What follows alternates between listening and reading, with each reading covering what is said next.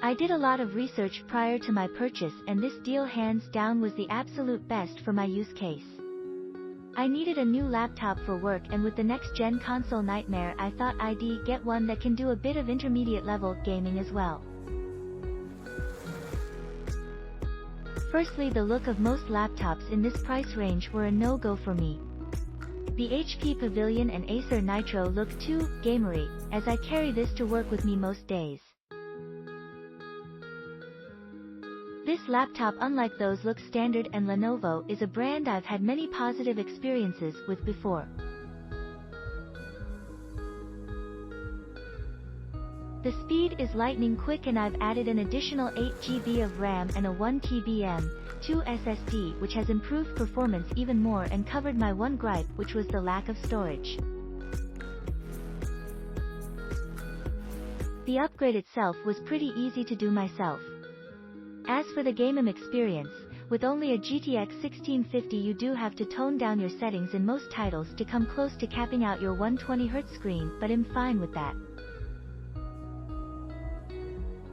I've attached 2 pictures of Apex Legends in the firing range after running around, shooting and using abilities for 5 minutes each, doing my best to simulate what your in-game experience would be. One picture shows the results at all min settings and the other at all max settings. At all max, the FPS dips to between 30 to 40 with a lot of stuff happening on the screen, Bangalore smokes and simultaneous ultimates for example. This isn't really playable in a game where frames matter. At all min you sit at 110 to 130 most of the time, with a dip to maybe 70 to 80 under the conditions I detailed above. The textures are pretty bad, however. I've settled on a low-med mix that nets me around 80 to 90 most of the time. Compared to my PS4, RIP my next-gen ownership ambition BTW, this feels amazing. If you want to experience games at their full graphical intensity and don't want to be forced to skimp on visuals, look elsewhere, but be prepared to pay at least 100% more for a 3060 laptop, or at least 30 to 50% more on a 3050 Ti laptop. If this is your budget, then I definitely recommend this laptop.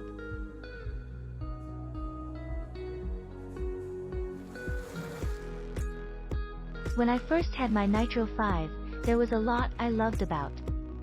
It could reach 120 frames per second and was decent for most of my games. I loved it. But when I had to upgrade, I genuinely didn't want to spend too much as a working student. I did a lot of research, and yes, the top brands of Acer, Asus, HP, Alien, they had great laptops obviously.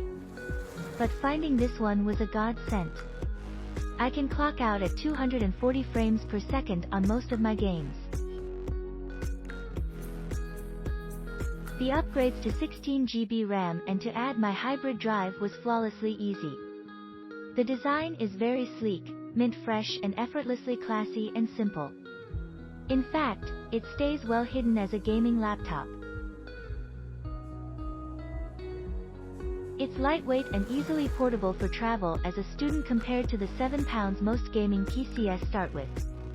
The cons I had with this were it was a bit smaller than the average 15.6 laptop. A bit measured, it's a direct 15.6, but still pales by a slight inch to normal laptops. The other issue is that the fans are beneath and there is no airflow towards the back of the laptop. So, I would advise investing in a cooling pad for playing demanding games in order to protect your laptop. Furthermore, it only has 2 USB ports. Not a massive deal, as I can easily buy an external USB device to add more ports, but it was a letdown. Apart from that, those are all the cons I would say, which pale in comparison to the pros. In conclusion, this is a beast of a laptop. To find an affordable laptop which upgrades easily and has amazing FPS and runs smoothly while providing easy portability is rare. The cons are things which can be easily looked over due to the vast pros this offers. If you're looking for a budget gaming laptop as a student, this is definitely your buy. Click link in description for more reviews.